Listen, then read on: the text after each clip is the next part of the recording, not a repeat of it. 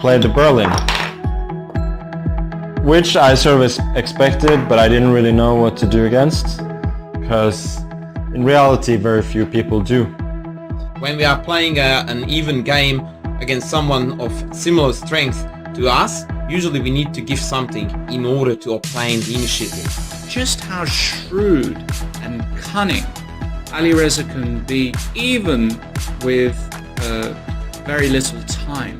I want to show you a game just to prove that I play these lines that I played against former world number 2 and a bit of a superstar, Gatakamsky.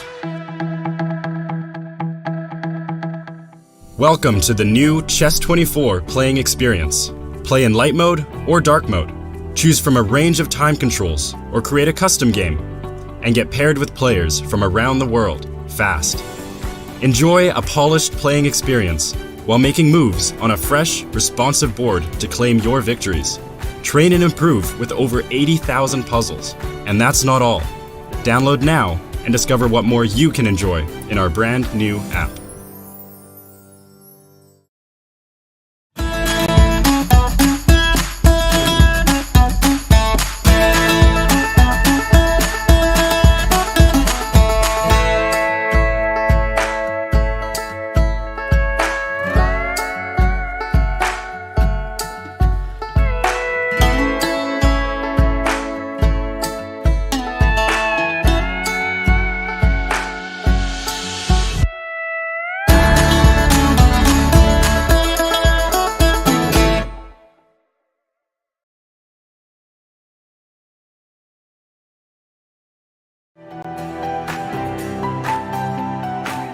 Okay, so let's send a challenge.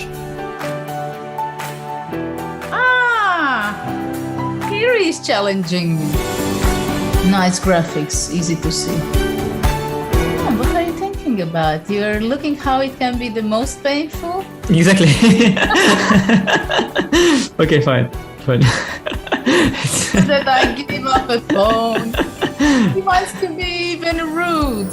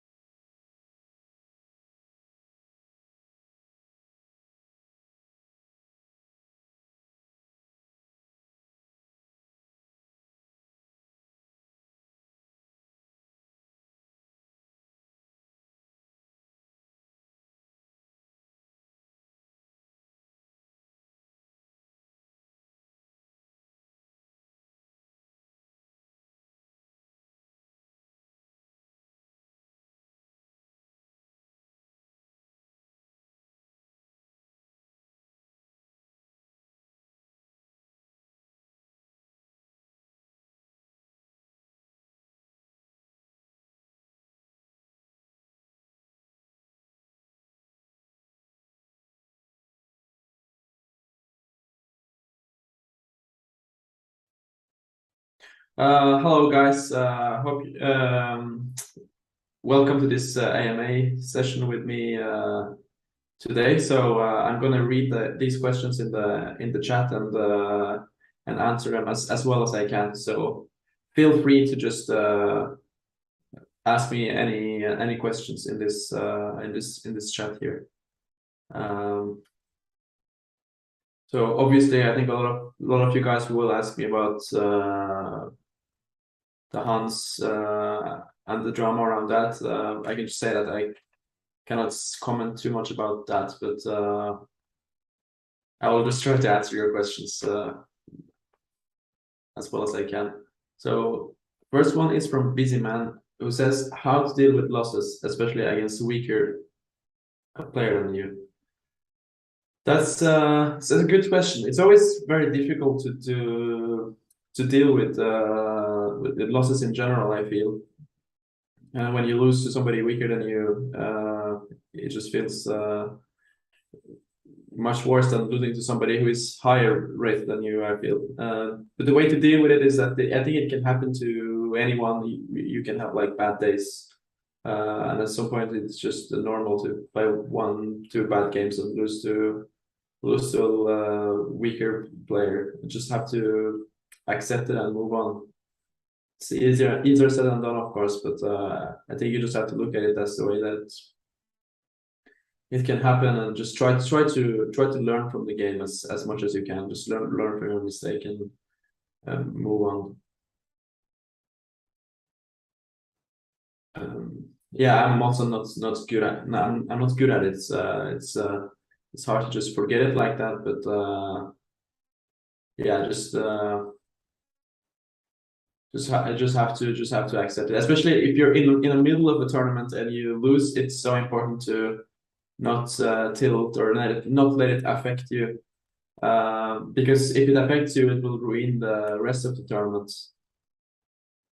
You have to just reset.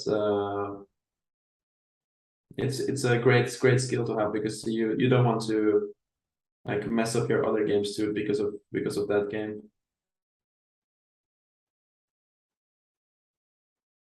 How is Magnus doing? He's doing fine. He's doing well. What's your thoughts on Magnus hand scandal? I don't want to actually comment on that. Other than it's crazy what is actually happening.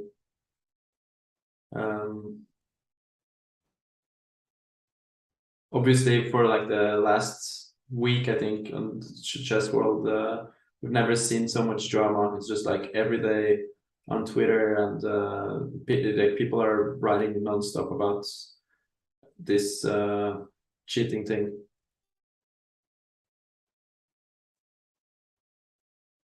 Like I remember the first day, like Magnus withdrew, I didn't sleep like before 5 a.m. I was just like so confused and reading everything about this thing. So it's definitely been on my mind.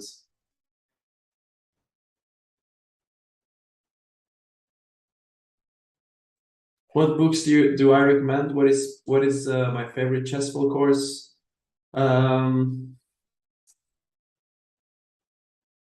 Which books do I recommend? I really like the book Fire on Board by Vachier-Lagrave. I remember when I was very young, that book made a big influence on me.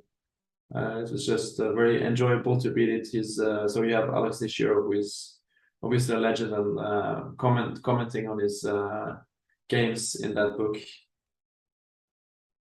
Very interesting to see top players' insights and how he won these crushing games, how his thought process was.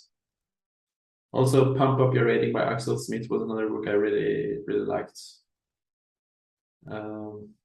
Obviously, Gelfand's books are also really up there, but it depends maybe what kind of level you are on. But Gelfand's books definitely helps the understanding of the game.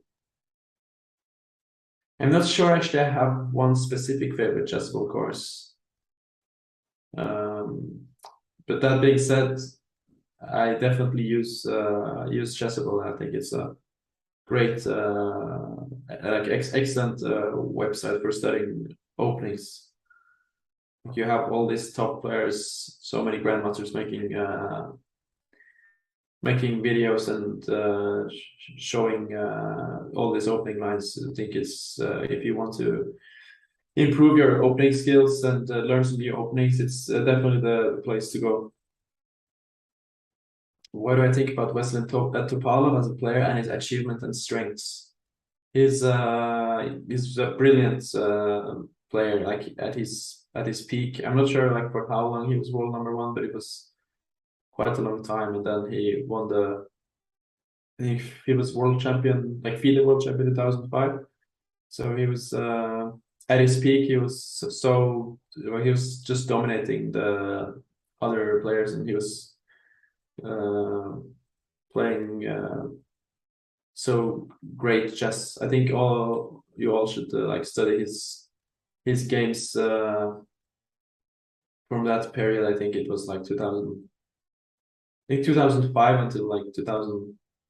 He was 2015. I think he was 2,800. So he's been a great player for a very long time.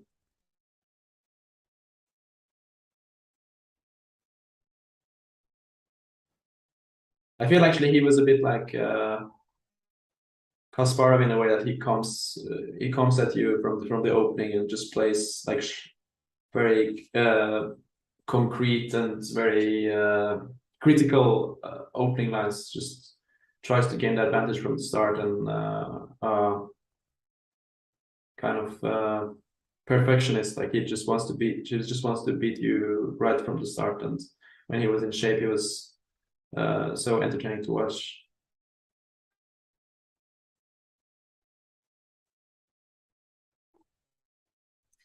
Which superpower would you like to have? Peter Deck wanted to be able to keep calm under pressure. Dingler wanted to be able to fly. With a free choice between all living and no longer living persons and between... Okay, that's the next one. Which superpower would I like to have? It's interesting. I have to think about that.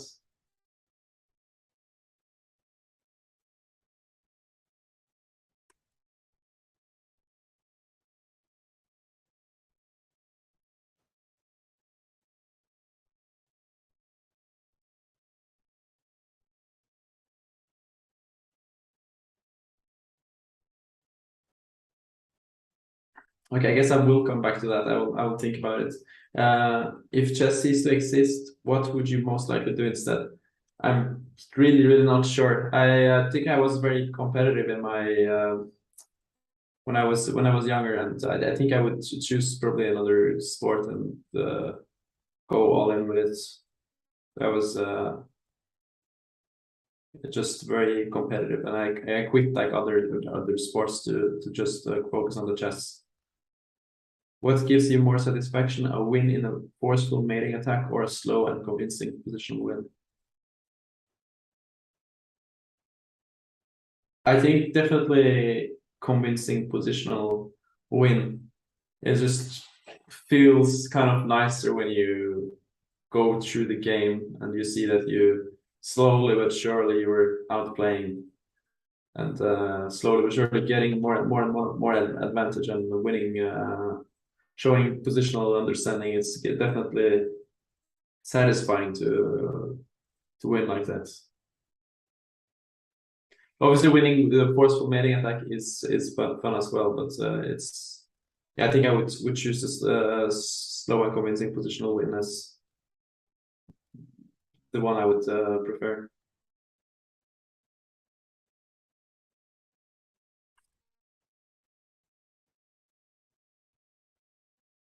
Would you rather like to invent an opening that is named after you or win a tournament?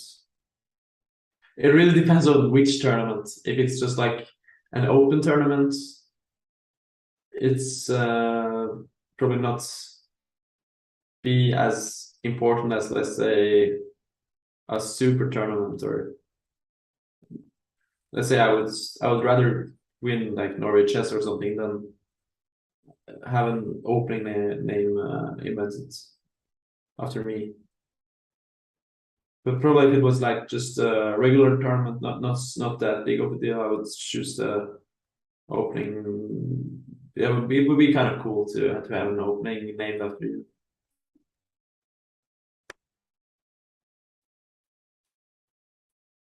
If there was a magic button that would immediately delete all chess engines and prevent their reappearance forever, would you push this button? Anish Giri and Ignorant both said no.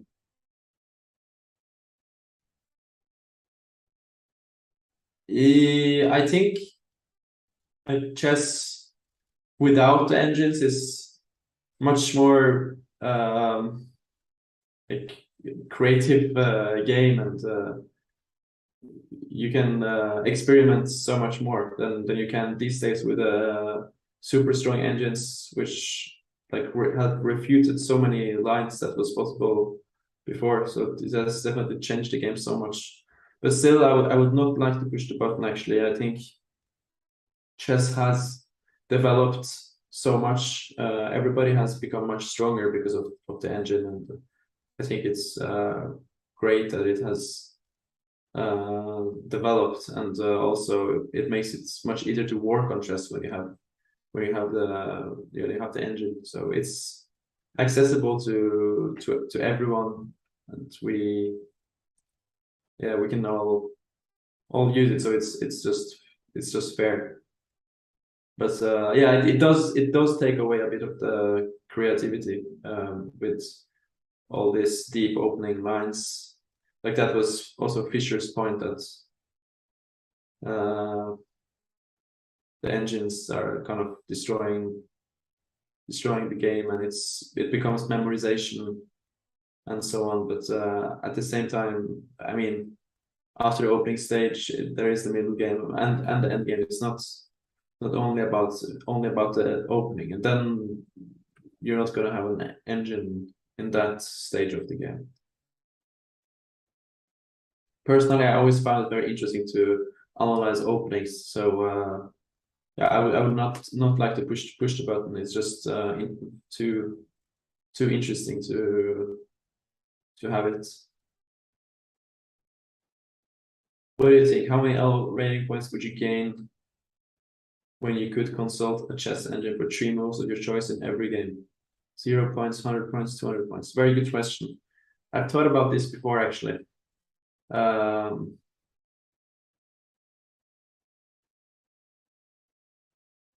3 moves is actually a lot. I think I once heard Magnus say, like, if you could consult a chess engine for like 1 move of choice in every game, he would probably like win all his games or something.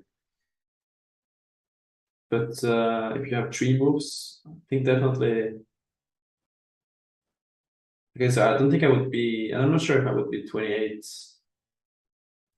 I would be 2860 then if I would get 200 points. Yeah, I think actually for sure 2760, but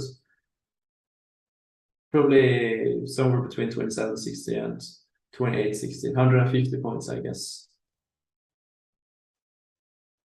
But 3 moves is at the same time so much, because like when you're a strong grandmaster, you know, like when is the critical position, when you want to use it, and so on. So yeah, I think I would be like at the 2800 level if I could use it 3 times.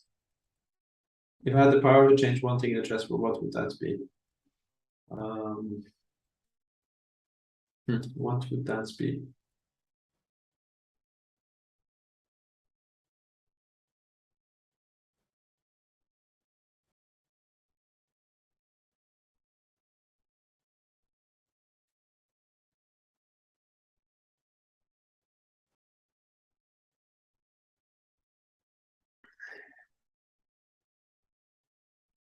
For instance, I always found this rule that in some tournaments, if you come like 1-2 minutes late to the game, you lose the game.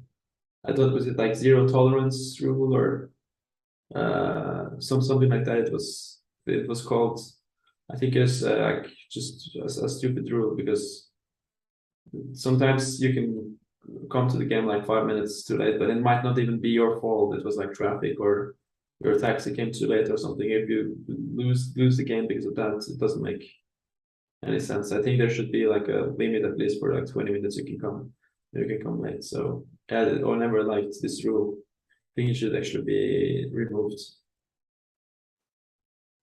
If you had a time machine, would you rather travel to the past, and which specific one, or the future, and what would you look at in the future?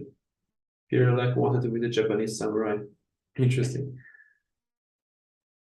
I definitely would take the future, because the past we kind of know about. I mean, we have read about it and heard how that was. Would be interesting, but definitely the future is what I would choose, because that's, we don't know like how the world will be, how the world will look in like 300, 400 years or something, with technology developing so fast, and just the 10 last years have changed the world so completely, with all the technology and the social media and so on. So like 300 years, I cannot imagine how it would be, but it would be so interesting to be able to experience it.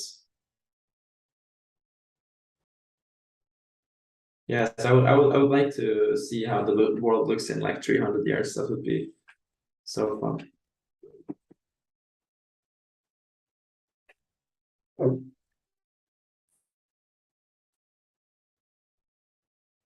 What's my favorite animal?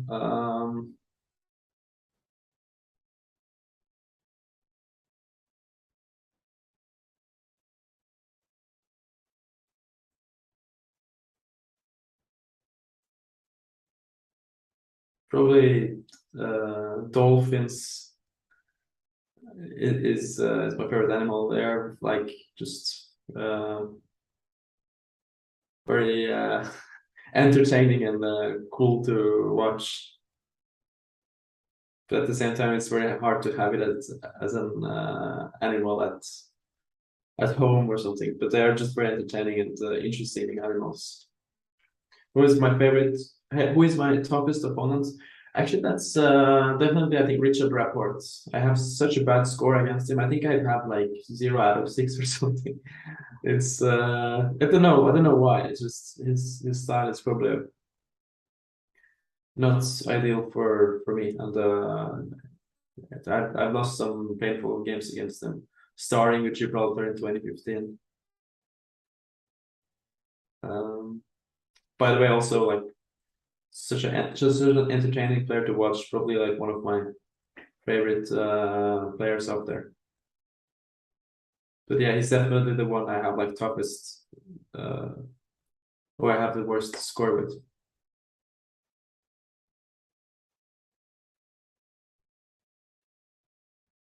Is playing chess only any better than learning by memory all those winning lines of GM repertoires?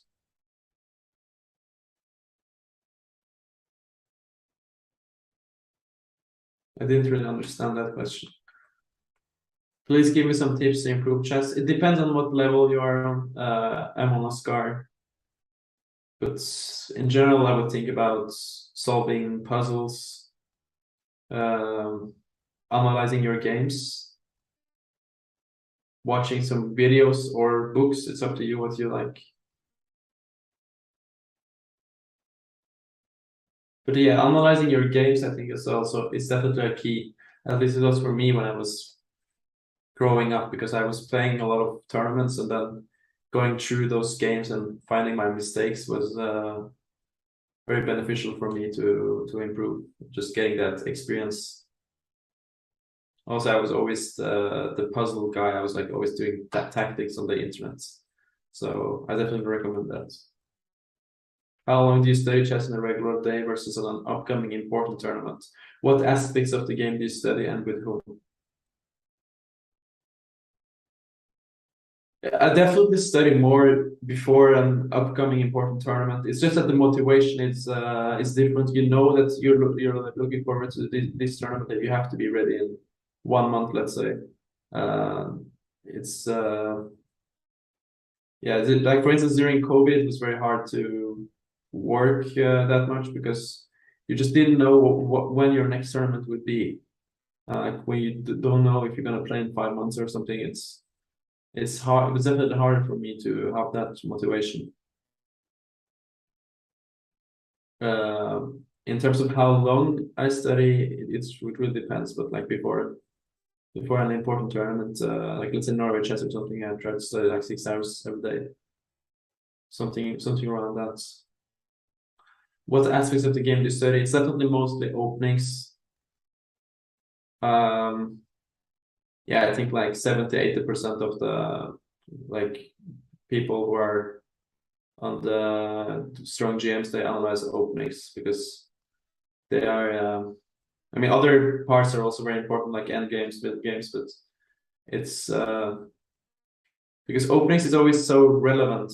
You know that you're gonna like face this opening in the tournament very soon, and you have to be ready which opening you're gonna play. Sometimes you can focus too much on the openings, but it's definitely most of that.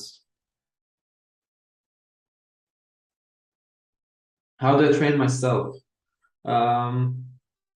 So yeah, as I said, I work on openings. I play like training games.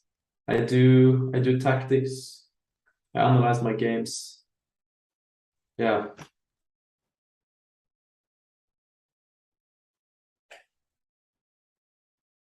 Which 2 openings do you dread most or hate playing against? Both for white and black. I should probably actually not say which 2 openings I hate playing against, because then my opponents will play it. But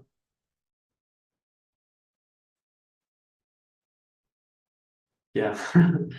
What happens when you think you can claim a draw because of the 50 move rule, but it's a blitz game, so there's no annotation? Actually, that just has to go with your feeling.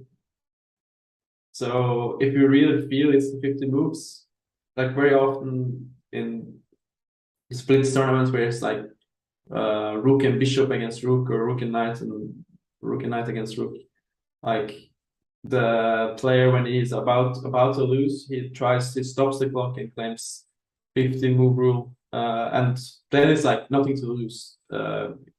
Like rook and bishop against rook, like let's say you mess up and you're getting mated, you've been maybe defending for 50 moves and maybe not, but you just try.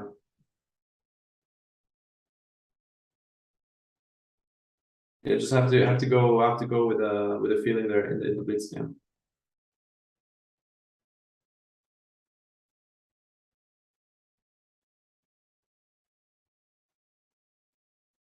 What is like being the second of the best prepared player in the world, and possibly of all time, Anish?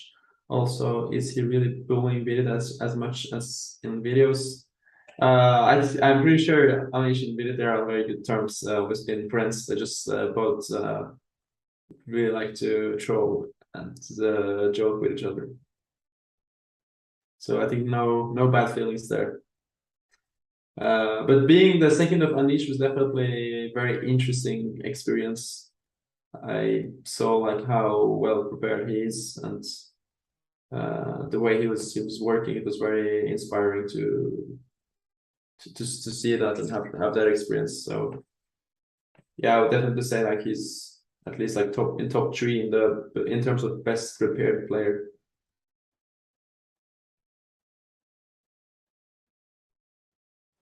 What is my favorite checkmates?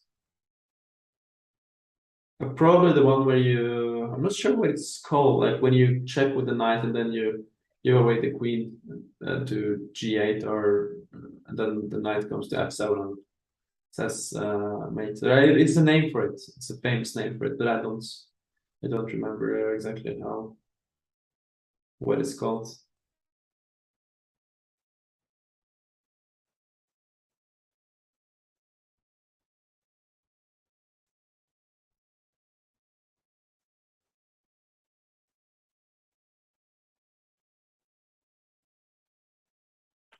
Hey Aryan, how do you maintain composure when in bad shape? That's a good question. Yeah, it's difficult. Like how As we manage to, let's say, limit the damage when you're in bad shape. Yeah, I think you should just try to play solid chess and not play like openings you're slightly uncomfortable with with bad shape, because I feel that when you're in bad shape, you don't want to get out of your comfort zone necessarily, because it's going to be harder for you to calculate and fight that well in, let's say, crazy positions, because you're in bad shape. So probably play solid.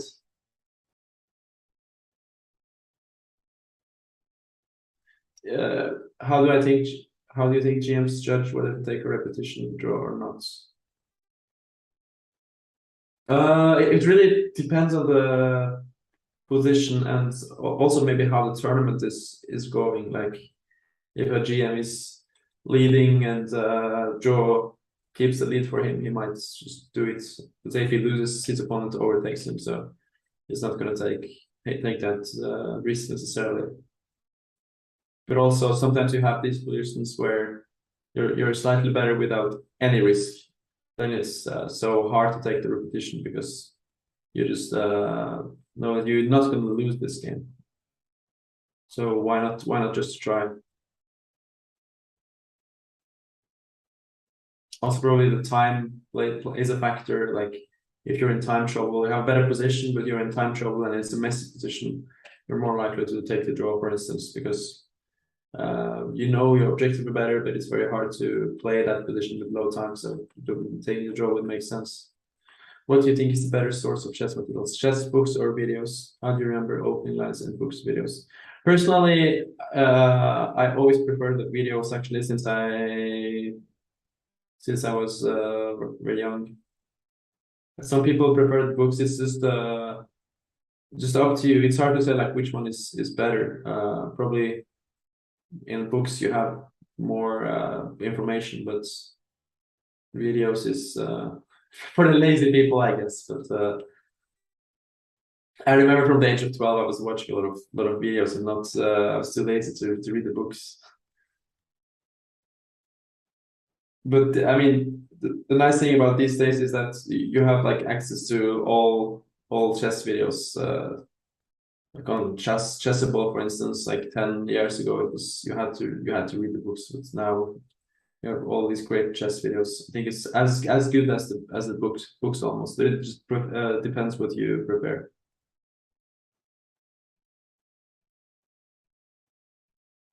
How do I remember opening lines in books, videos? I usually make a file when I watch like a video and an opening that I want to learn. Then I always make a file. So when the guy is talking, you just put the moves in a board on Chessbase, and then you can go through it later for memorization. I love your style of play and always follow you, but it was sad about your level in the last Olympics with Norway. Yeah, it was also very sad for me. It was like one of my worst tournaments, not only for me, but actually the team had a horrible event. Like we were third seed and we had like, yeah, I should not even probably say like which place we ended up in the end, but it was a disaster. But sometimes it happens, like everybody has bad tournaments.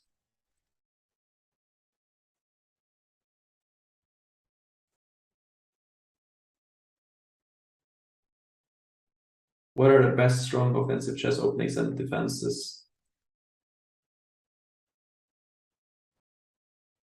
I guess like for instance, it's hard to answer on that. Like it's just like, for instance, I would say the Berlin is with the most solid defense. Not probably so entertaining, but it's a very solid opening. Offensive, you mean like aggressive opening? Probably it's it also always depends on how your opponent plays. Like you can say like the Najdorf is very sharp, but if your opponent gives you check on b5, it's not going to be as sharp. So it depends on how your opening, so how your opponent reacts. But okay, in general, let's say King's Indian is a very offensive opening, but very dynamical positions.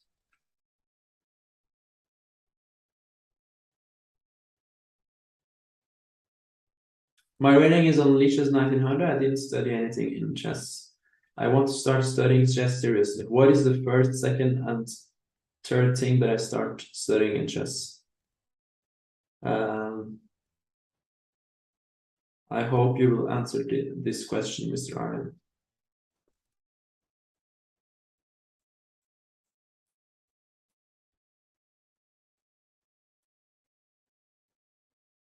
I would say that 1900 is pretty high rating for not studying anything in chess. That's impressive. I think you should be proud of yourself. If you want to study chess more seriously, I think as I said earlier, like doing a lot of puzzles and trying to analyze your games, perhaps on Lichess, looking at some openings would be the way to go. So that was the question earlier about like which superpower I would like to have. That would probably be like being able to go back in time, or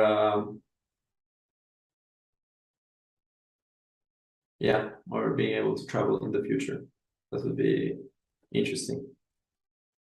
Time traveling.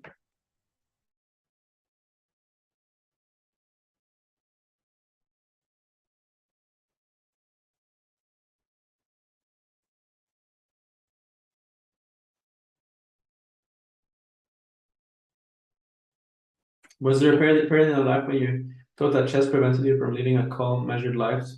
Yeah, definitely. I would say so. It's a very different life, like being a chess professional. It's not necessarily so calm, like especially in these periods where you have a lot of important tournaments and you travel from hotel to hotel, just basically living in your suitcase. It depends on how it's going, but it's generally it's like very, very stressful. Especially if it goes bad, it's not. You're not going to be calm and you're gonna be very, very stressed and not feel so well. But it really depends on how it goes. The times when the tournaments are going well and you travel, then life is good basically. But when you're having like bad tournaments and you're going from tournament to tournament, it can be very tough mentally. Easy to get kind of depressed. But yeah, it has positive and negative sides. Like being a chess professional.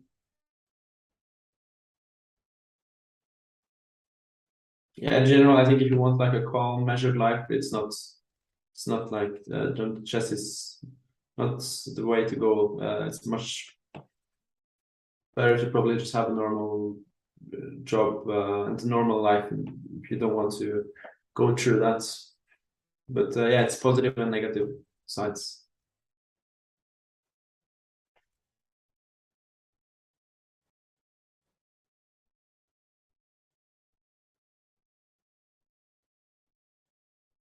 In June, I remember you saying I want to die after knight f1, f5 after a game with one. What would you play in response to f5 now? Would you make a different move? No, I mean already after knight f5, knight f1, f5, my position was just very bad. I was just busted after knight f1, f5 because I blundered something. I think I thought I could play knight g3 or something, but it didn't work. It was like f4. Something I miscalculated there, but it went from a much better position for me than just being like much worse in one move.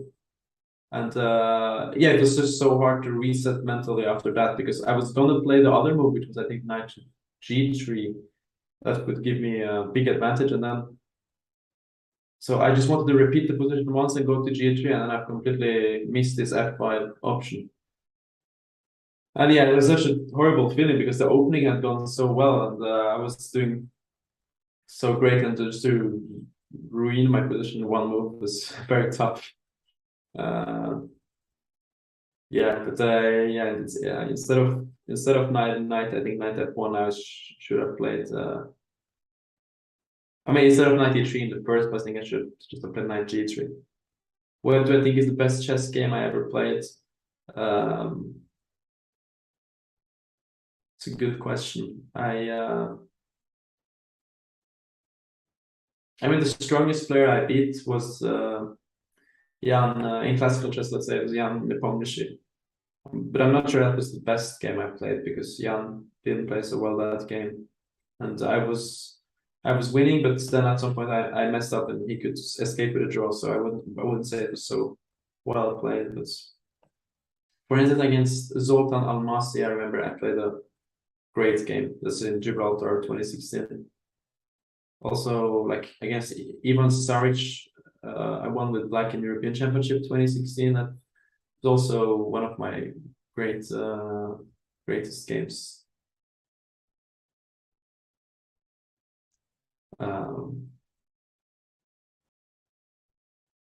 Probably the most important game I won was against Aryan in World Juniors 2017 because he was leading the tournament, and when I won that game, I took the lead, and then I went on to become the World Junior champion. So that was probably the most enjoyable game to win, let's say, because I was black and I won in such a nice way. So that's yeah, I think it was definitely the game that gave me most pleasure to win. All right, I think that's it for the questions of today. Very interesting to answer these, and thanks for everyone who sent in the questions. I would love to do this again. I'm sure we'll find the time. So hope to see you all next time, and otherwise hope you all having a great Sunday wherever you are. And yeah, take care, guys. See you next time. Bye.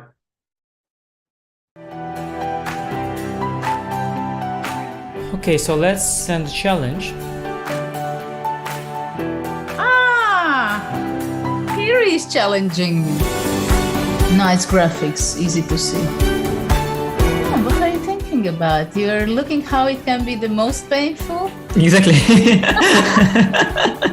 Okay, fine.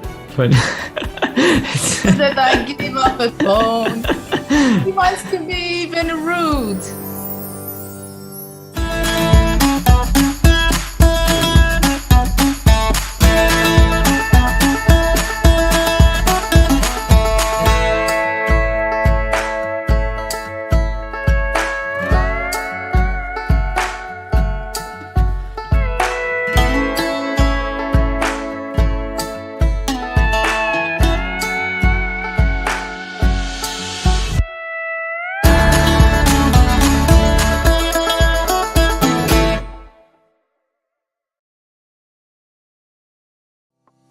Welcome to the new Chess24 playing experience. Play in light mode or dark mode. Choose from a range of time controls or create a custom game and get paired with players from around the world fast. Enjoy a polished playing experience while making moves on a fresh, responsive board to claim your victories. Train and improve with over 80,000 puzzles. And that's not all. Download now and discover what more you can enjoy in our brand new app.